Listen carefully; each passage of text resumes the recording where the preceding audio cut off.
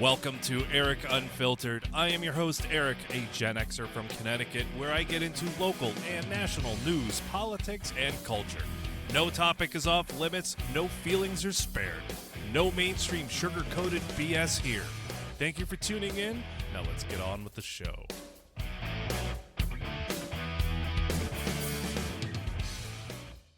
Welcome back. How is everybody out there doing? I hope you are doing well. I have a lot to get into, so I'm just going to get right into it. This Nancy Guthrie story is absolutely insane. I'm sure many of you have heard about it, heard tidbits, but per the usual, I looked into it, and I have a synopsis here that I'm going to get into. This story is, like I said, this is absolutely crazy. So, Nancy Guthrie, an 84-year-old mother of NBC's Today Show co-anchor Savannah Guthrie, remains missing as of February 12, 2026. She was last seen on January 31st, 2026, when family dropped her off at her home in the Catalina foothills area of Tucson, Arizona. She was reported missing on February 1st after failing to join a virtual church service with a friend. Authorities led by the Pima County Sheriff's Department with FBI assistance are investigating this as an abduction kidnapping. Key verified details from recent reports as of February 12th. Blood spatter on the front porch was confirmed via DNA testing to be Nancy Guthrie's. Surveillance footage from her doorbell camera, footage was released by the FBI around February 12th, shows a masked individual wearing gloves, a mask, obviously, a backpack, and appearing armed with a holstered handgun.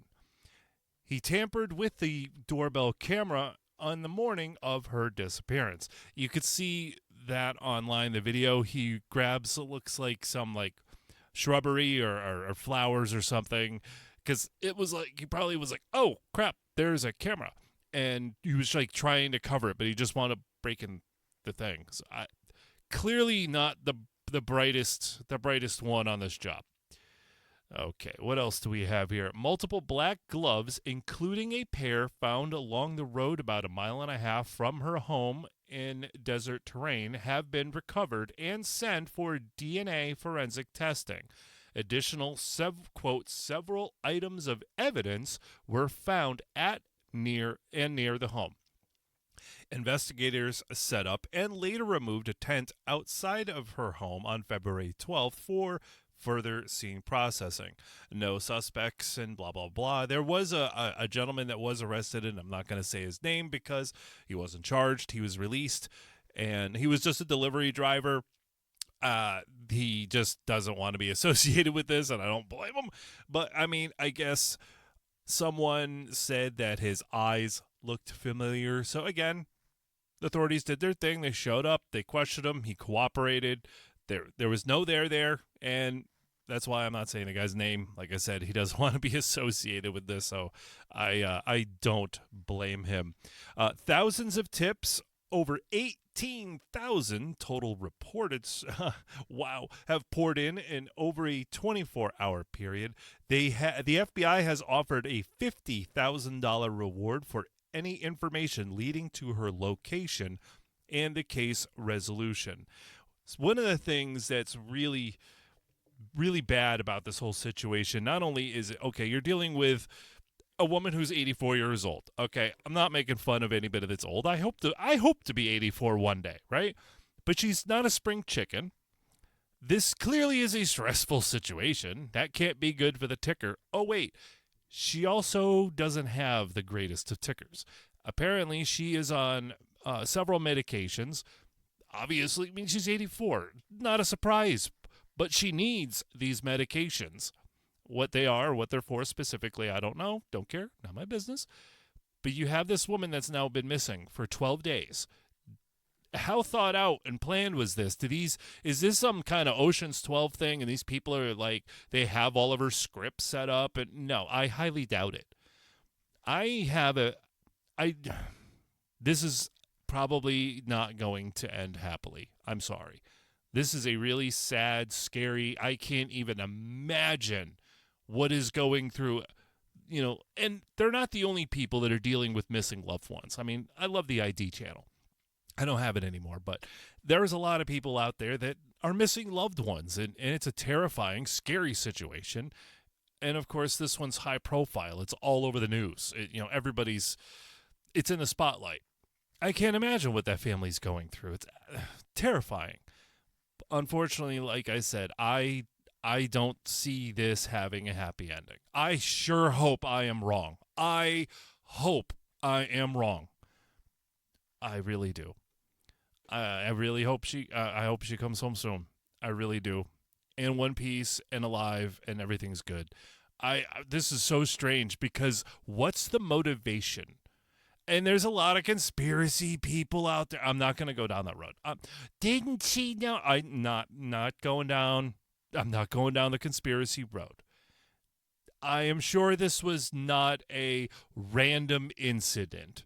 I have a feeling the people involved probably knew who she was, probably thought this would be a quick score, figuring we can get millions. Well, there is apparently, rumor has it, been ransom demands regarding Bitcoin, but that sounds really weird. I don't know. This was definitely, in my opinion, this was definitely not a random incident, but purpose, reason outside of money, maybe quick score. I don't know. Was this a home invasion gone bad and really she's wasn't kidnapped? I don't know. I don't know. It's unfortunately we don't have those details, but like I said, I hope for the best, but I don't know, man. I don't know. Moving on. Okay. Have you heard about the school shooting in Canada? Probably not. Maybe you have. If you're on X, you definitely have. Some people, again, because I'm not going to go down the conspiracy theory road today. I love them, but just not today. But we can all read between the lines as to why, if you have not heard about this story. Again, sad and epically tragic. On February 10th, 2026, at Tumbler Ridge Secondary School in a remote town of Tumbler Ridge, British Columbia, a small community of about 2,400 people in the northeastern part of the province. After taking the lives of two family members, this mentally ill man went to Tumbler Ridge Secondary School and continued his carnage. The total number of casualties were 8, excluding the piece of garbage.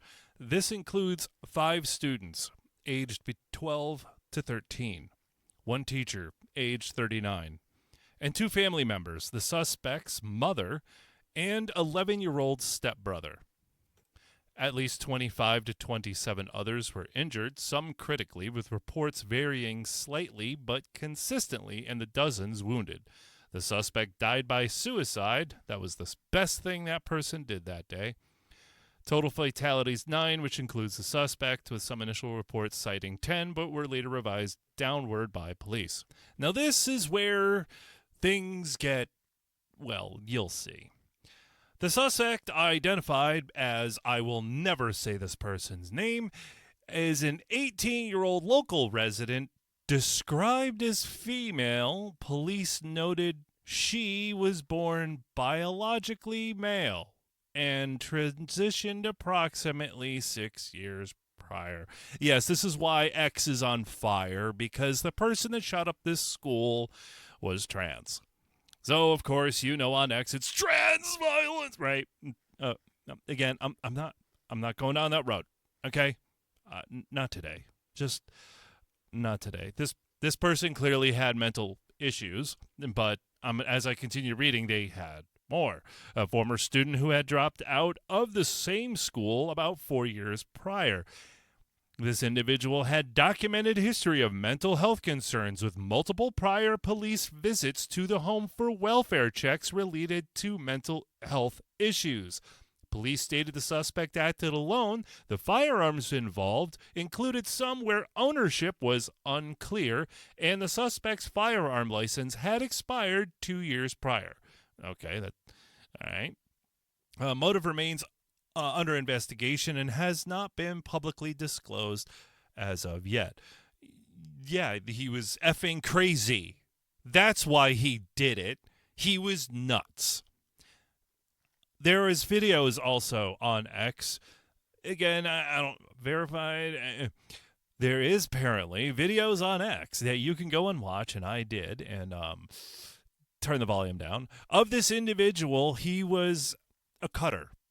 He did personal harm to himself.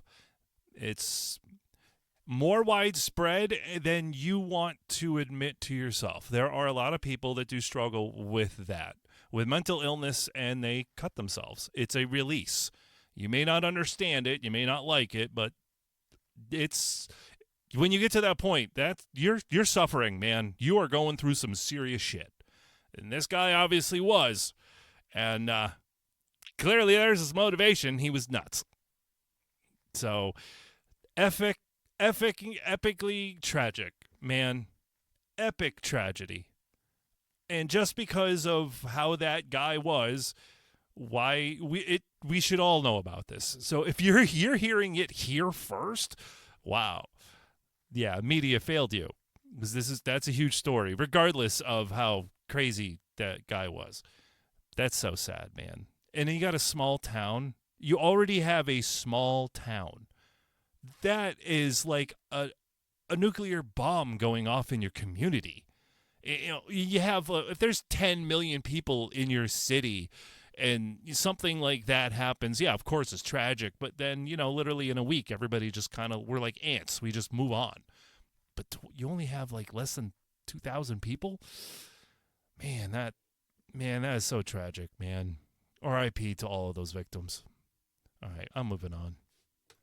Okay, coming back here to home here in Connecticut, Bickford Health Care Center, a nursing home and healthcare facility in Windsor Locks, Connecticut, is currently under investigation after one of its residents was found dead outside in the snow. That's right. Be careful with retirement homes. 93-year-old Margaret Peggy Healy was found outside, nearly unresponsive, when she was wandered outside into the extremely cold weather, which was below zero with wind chills reaching -15 below zero. Surveillance video showed that she exited through a rear employee entrance around 1:50 a.m. Staff noticed she was missing from her room around 4:45 a.m. 3 hours later. Right, Patrick? And then they began looking for her. She was found unresponsive, face down in a snowbank in the facility's driveway or just south of the building, wearing only pajamas and sneakers at approximately 5:07 a.m. 3 hours and 17 minutes. I would not want to have been outside for 3 hours and 17 minutes in pajamas and sneakers, and I'm in my 40s. This lady was 93. Police were called around 6:23 a.m. Wait a minute. They found her at 5:07. Police were called around 6:23, and she was pronounced dead at 6:46 a.m. by paramedics. Wow. No wonder why there's an investigation. Now, granted, my timeline here on my search, it could be wrong, it could be off, so don't take me as a gold standard. Don't etch it in marble. But there is clearly an issue here when a resident goes missing and nobody notices for 3 hours. Healy had severe dementia and was known to wander, which is common for people with that impairment. She was a former Catholic school French teacher, a former nun, and originally from Waterbury, Connecticut. The exact cause of death remains under investigation because of, obviously, her age and the temperature and all that has made it very difficult to determine it. But dude, another tragedy that could have been avoided. Now, I understand nursing facilities and any kind of place, hell, even hospitals. Usually overnight, you got a skeleton crew, right? You don't have to have, all 30 staff on at once. You probably have like 6, right?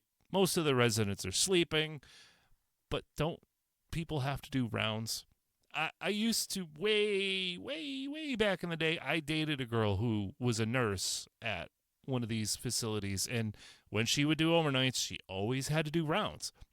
So was there people doing rounds? Hence the investigation. I have heard reports on a radio interview that, again, somebody didn't know, and again, it's what I heard. I don't know anything for a fact, but apparently this place has had a history of issues. But again, don't take my word for it. But my first questions was, there's no alarms on the doors. Usually there is, at least places I have been. I don't know if that's a standard. I don't know if it's a policy thing. I don't know if it's a requirement. It's just something that always popped into my head is when you have people that tend to wander, door alarms are good. I'm also aware of people that are known to wander having alarms on themselves or their beds. So it alerts people, oh, Mrs. Jenkins, she's up at it again. She thinks she's heading to the grocery store, that little rascal. They didn't have any of that, or if they did, it didn't work, or nobody noticed. Yeah, there's a lot going on there. Like, WTF. Poor lady, 93 years old. No dignity, man. Absolutely no dignity. Nobody deserves to go out like that. Nobody. That's unreal. Somebody's got to pay for that. Someone's got to pay. Somebody dropped the ball hard. Man. On to the next. Okay, next story. Super Bowl halftime show. I'm kidding. I'm not going to talk about that because I didn't watch it because I haven't watched the NFL in years and I don't care. Somebody asked me the other day if I saw the halftime show, and I said, never heard of House Bunny, so I don't know. Don't care. Real story. King Ned here in Connecticut, our illustrious leader, our golden governor. Oh, God, I got to wash my mouth out now.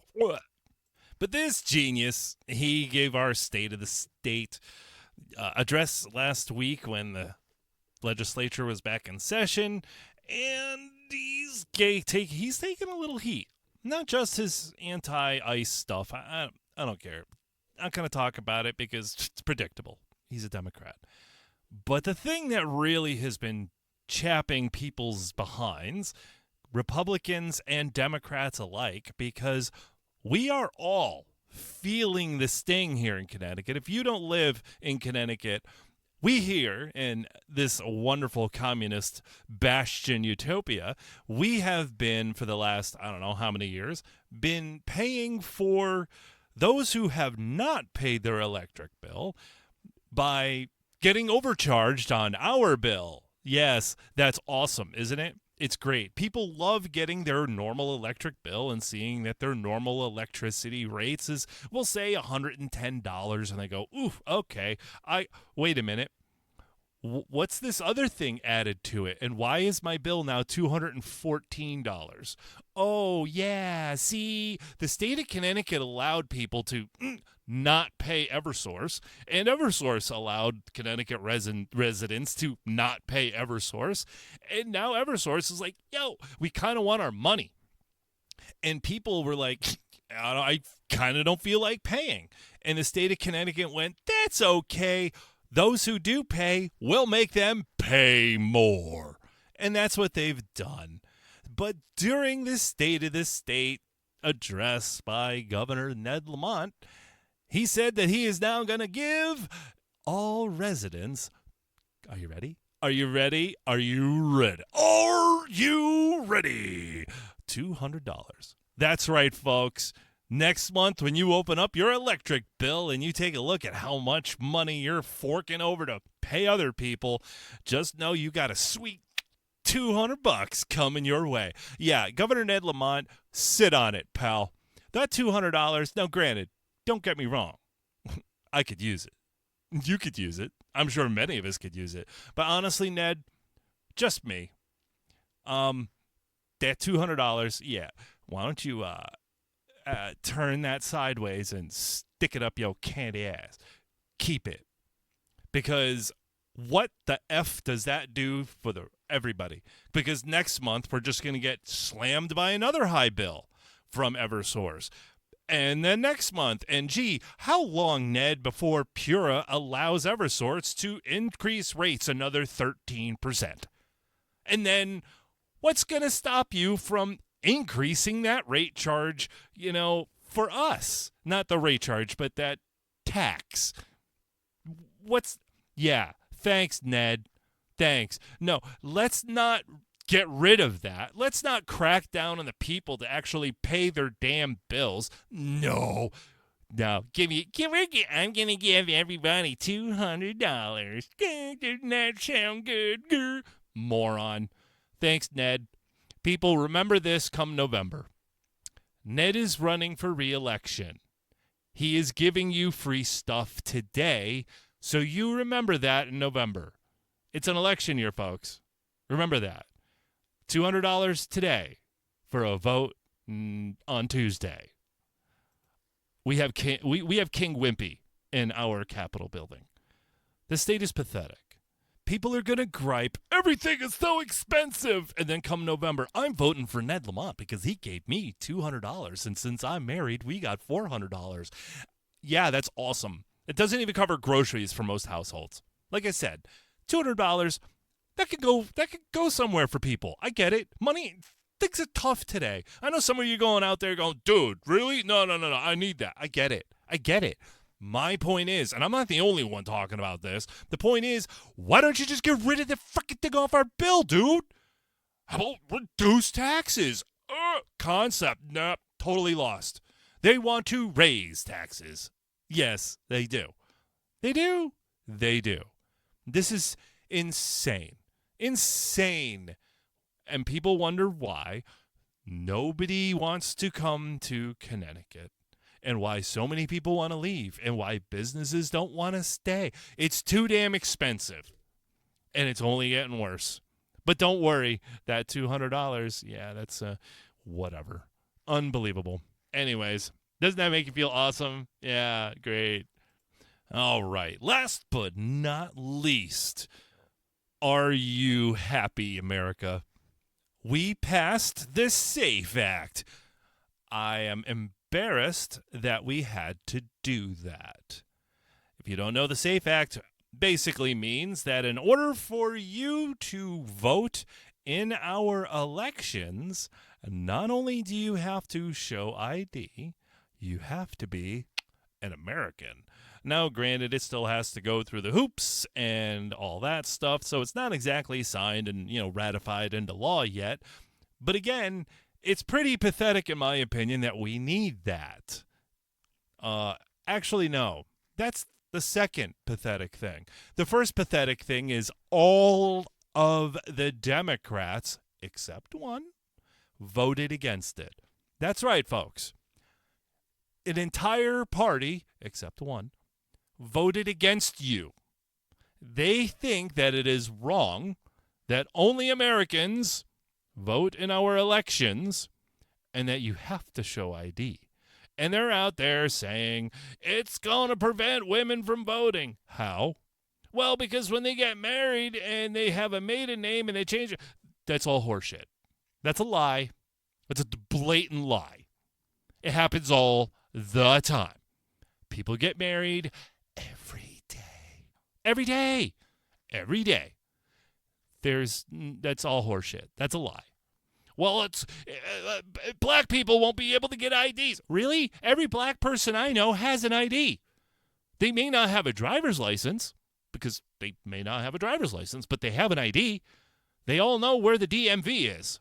I've seen the videos online of that too. But every person that I know that is not white has an ID of some form. Are you trying to say that people I'm sorry, if you don't know how to get an ID, I don't want you voting in my elections. I don't care what your skin color is, where you came from, how many parents you have, if you got 7 dads. I don't care. If you don't know how to get an ID, you should not be voting. You need an ID in this country. If I would spend an hour listing all the shit you need an ID for, okay? To buy booze, to buy weed, to... Let's see here. Oh, a library card. Do you want a library card? You need an ID. It's, okay, our elections, I don't know about you, but I think, I'm weird, the elections, whether it's local, whether it's town council, whether it's for your governor, whether it's for our president, I think it's a little more important than getting a library card and picking up a 6-pack of Schlitz.